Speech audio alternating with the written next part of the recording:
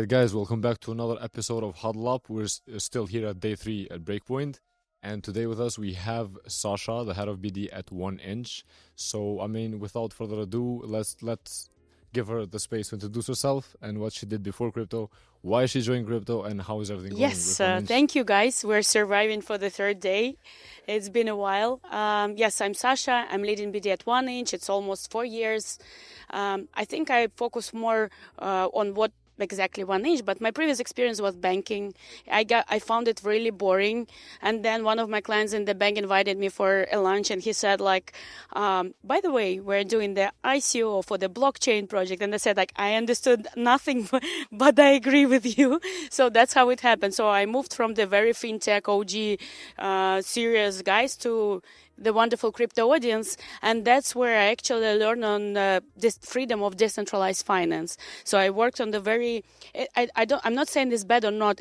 Or not. It's just two different audience, and I found out that moved to this decentralized finance area, I felt more free, and the communication with the guys opened my mind a lot, and I feel that this industry is full of the people who wants to build something for a change, to improve the quality of the life, to grow something really different that brings the value not for themselves but for the whole world.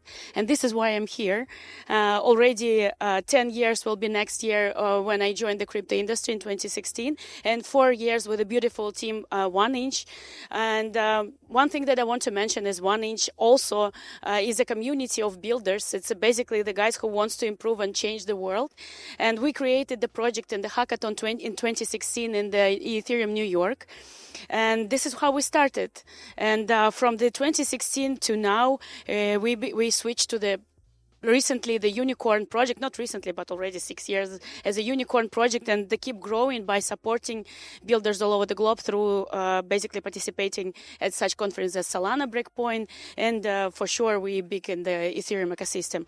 But if you have never heard of 1inch, the real world example what 1inch is doing and how we came up to this idea was basically there was the user experience for the swaps improved. So we started when there is no basically even places when you can change the crypto. You texted your friend, hey, you want to get some crypto, you send the crypto, and then they give you a cash. So that's the way how it works previously. And then basically centralized exchanges started to basically be on the market, or kind of crypto processing like Changelly, Shapeshift, where you have to pay like insane amount of the percent to basically change and swap your crypto to fiat money or to top up your cards.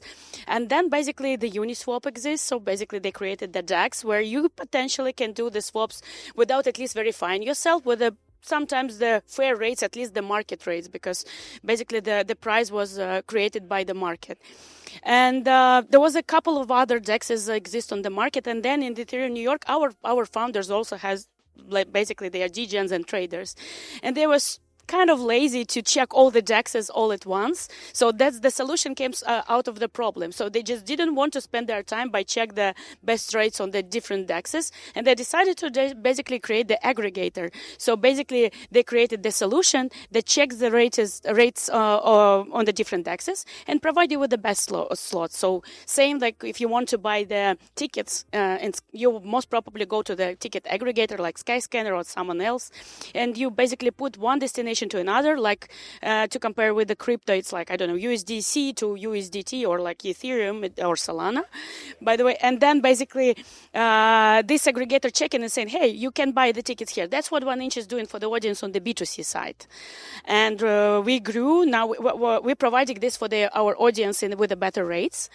But right now, we saw there a lot of interest from the B2B clients like MetaMask, like Trust Wallet, like Phantom Wallet.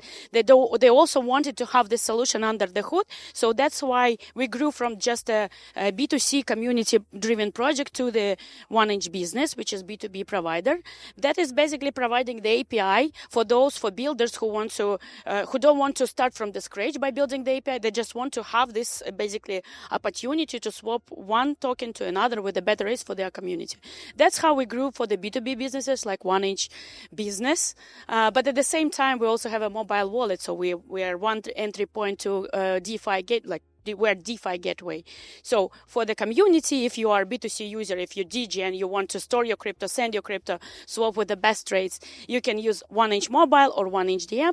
Or if you're a business who want to basically start your DeFi journey, you can go to 1inch business register, have a best rates with the 1inch swap API, with 1inch portfolio API, etc., etc. It's long story short, but this is very high level on basically what 1inch is doing. So, like, you joined crypto in 2016. You went from a very traditional industry and you did like a complete 180 and joined like the most degenerate industry in the world. And like, from what you've said, like, you've been here, you know, for the ICO boom. You've been here for the, you know, NFT craze, and you've been the Web3 gaming phase. GameFi, yeah. And the meme coin cycle that we had. Prediction markets. But right now, like, yeah, prediction markets as well. But like, I can't help but feel that the theme right now, even with the less serious players, it feels very institutional in so many levels. So, like, what do you think of that? Yeah, I would tell you that we are growing, and to make this industry fruitful and interesting for the institutions, we have to pass through all these circles. So basically, MemeFi, NFT, all this GameFi thing is basically the very simple, easy to understand thing for those who to at least to onboard people to the industry. We saw this amazing move from one of the presidents. Actually, two presidents made this. So President of Argentina, President of US, basically. Launched their token and they onboarded. I know, yes, there was basically it's a plus and minus and pros and cons for that basically move. But we got millions of users in one move in the industry. Yes, you have to do your own research. Some of them are not that happy on this certain activity, but they are already onboarded. So this is our goal, to start doing something with that. And this is where institutions start be very interested, because now they see that there is a market, even like such a leaders in the industry already moving into this industry. And the reason why, I think that's because the market already have enough community. And I started the crypto when it was just 1% of those who actually know about what crypto is. Now I believe it's already 14% or something. We still have a lot of things to do. I see that TradFi is moving, but just because already the biggest players also doing something in this industry, and we are also getting ready for that. So compliance moving, the volumes are changing, the infrastructure, the legal stuff is changing. So yeah, I would agree with you. Yeah, but like, in your opinion, is that good? Is this a good thing? What are the trade-offs of this institutional adoption that's going on? Because I think decentralization as an ethos of crypto is being left behind right now. Many projects, they don't prioritize decentralization right now. So in your eyes, or in terms of like what 1inch thinks, yeah, how do we approach that? I would say decentralization / anonymous privacy is two different things. They are keep decentralized by using the stable coins, etc., etc. So it's still decentralization, but it's not maybe private enough or anarchy enough. But in this case, my ideal world scenario is that we have basically two options. When you enter into the any app that will be existing in the market sooner, you can just choose the option whether you want to do fully self-custody or you want to move in a custodial way. And this is like, we need to have both. It's not controversial at all. It's just someone basically already reliable on these certain things when there is a custody, when there is compliance, and they kind of feel very secure in this way. And this is one step to basically start using them on custody way. And then once they will be comfortable with the things that they know, then they most probably move to our DeFi world. Yeah, and like, we are moving to a compliant world in a way. Yeah. And it is a curve.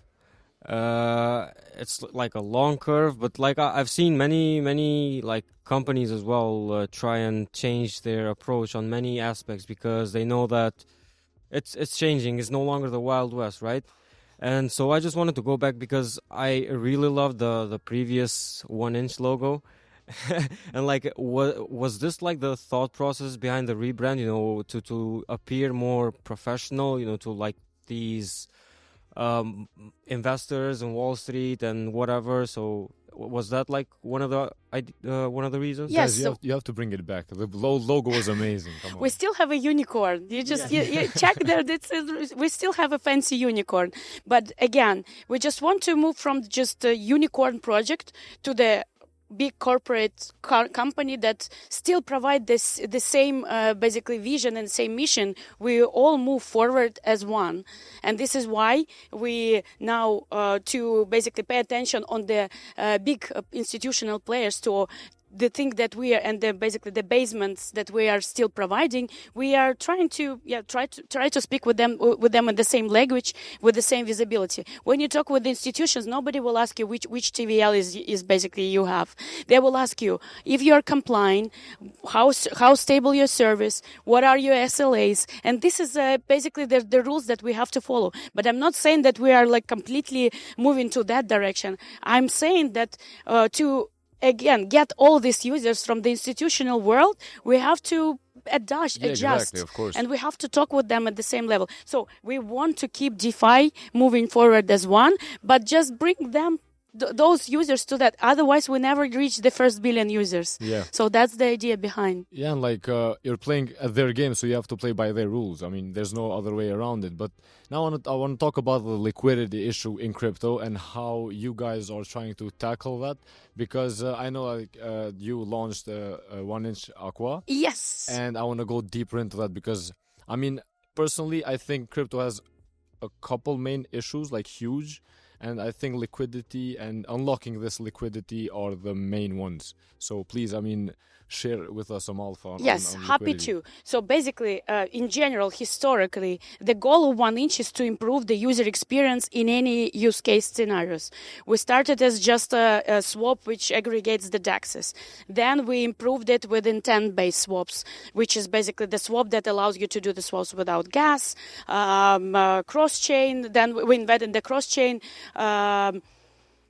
Intent-based swaps also gathering the liquidity all over the market. So it was just DEX liquidity. And with intent-based swaps through the resolvers, we gather liquidity from centralized exchanges, decentralized exchanges, private liquidity pools.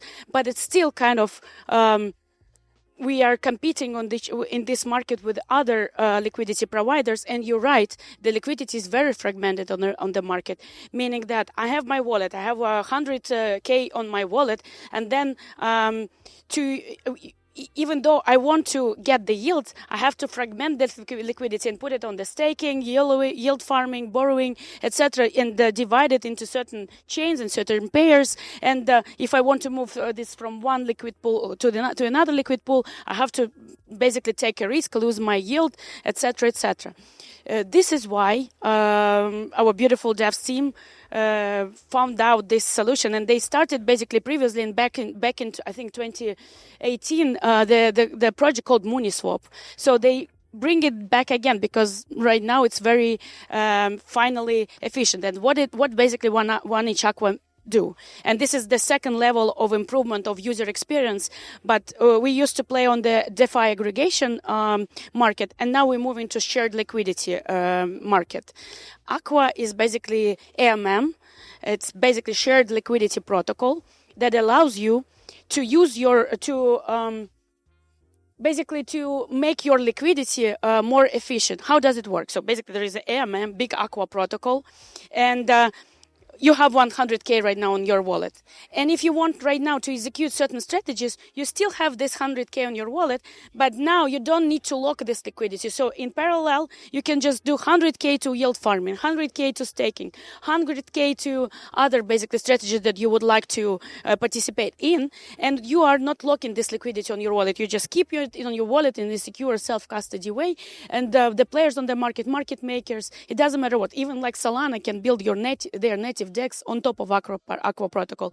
And the way how it communicated with each other is just by calling into Aqua protocol and asking if the balance is enough. So this is the high level architecture go to 1inch/Aqua to check more technicalities. We just did the dev release. It's not yet ready for the user experience, but for the devs who wants to really dive deeper, it's available right now. So basically, right now, you are not losing and you make your capital efficient by just allowing Aqua protocol to use your liquidity to execute certain strategies.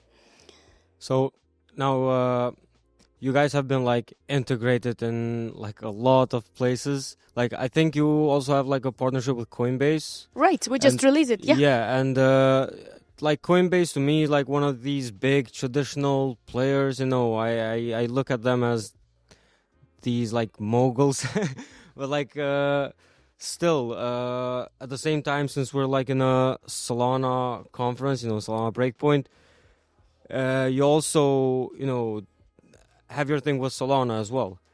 And no matter how much Solana says that they're the internet capital market, they're still the most degenerate chain to exist, you know? So like how difficult is it to balance, you know, your strategies and balance things out, given that you're currently working with a lot of players and some of them are more institutional, some of them are still quite degen, even though Solana is like attempting to become institutional as well. So thanks a lot for the question. First of all, thanks my beautiful BD team to execute this Coinbase partnership. We made it. I'm really glad about that. And yes, the reason why we deployed to Solana is that there is a market here. Again, Trump used their used the Solana to deploy in this market, and Solana showed us that there is when you have enough speed, when you have a low transaction cost, and when you have very improved finality, you still can get the users. But those users like in and out. So the next step for Solana is to improve the capital efficiency, because still those who are entering is just the general. I don't think that the users who are participating in there is no how to say in a very correct, polite way. It's not the real DeFi that happening in Solana right now, and that's why we deployed on Solana. That was the reason behind. We want to bring the advanced DeFi community to Solana, and that's why we have a native implementation for the Solana, and we have a cross-chain for Solana. And the next move for us is basically Aqua, that finally, most probably, hopefully, this is our goal, make this liquidity and the TVL and the liquidity for the chain deeper. What I wanted to say further is Solana right now, from what I see from the recent news, it's the most obvious and super efficient chain for the payments, and that's what they release for everything. And again, within payments, when they onboard those communities through the very easy-to-go payment solution like Solana Pay, plus 1inch/Aqua on top of that will finally make the DeFi summer happen in the future. Like in the past, I used to see a lot of cultural clash when it came to EVM versus non-EVM. Yes. I don't know if people care anymore about that, but does that do you encounter people debating that, given that you're partnering with a lot of ecosystems? So I would say it's still there is the most of the DeFi and basically the capital efficiency happening in EVM chains, and we see it a lot. People are asking us, and basically the projects specifically, like projects like Phantom Wallet, Trust Wallet, Binance Web3 Wallet, needs more new chains to keep growing their community. So that's why, but again, for us, we are not moving into all of them. You see how it works. Like the chain is launching, then all the yield degens who basically get their farmers basically get their yield, and then the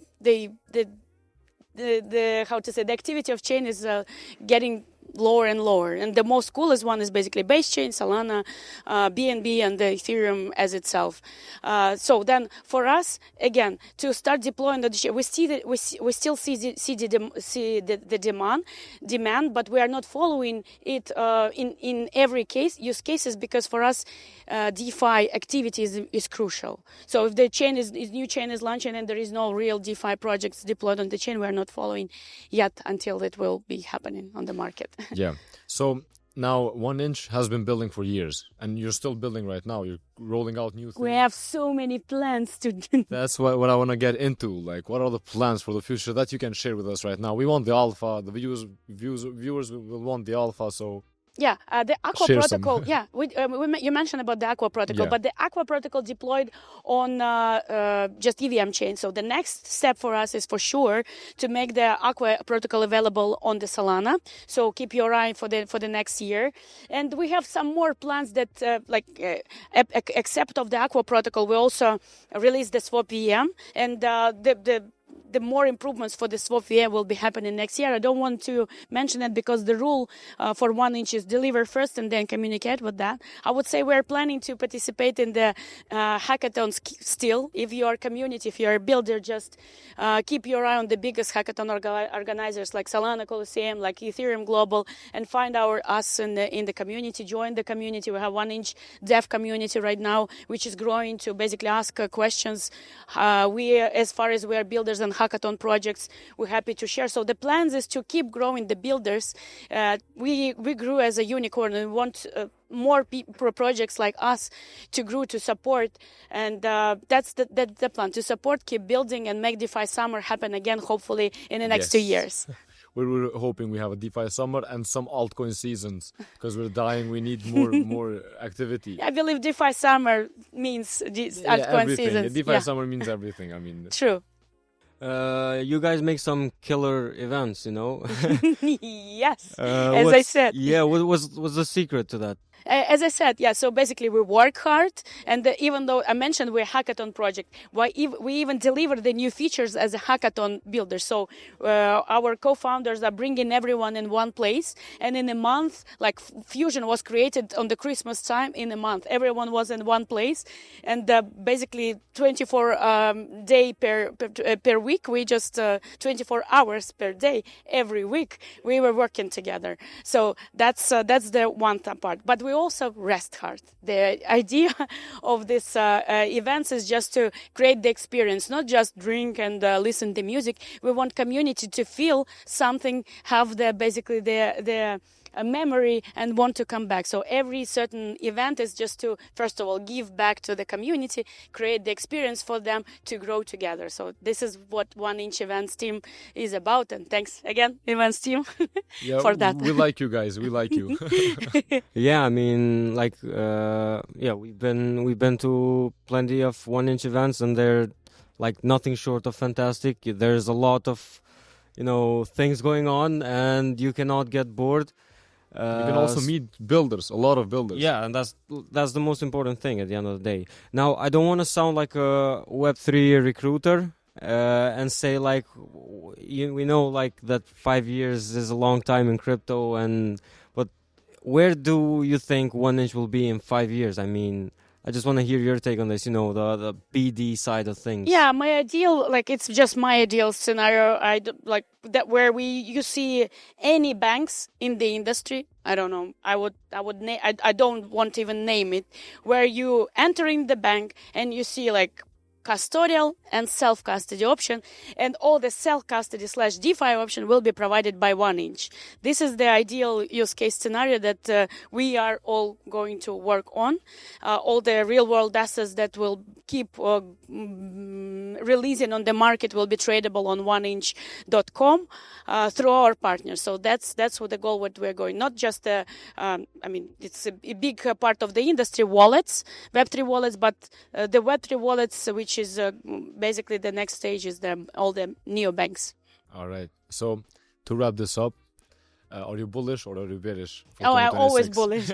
Good.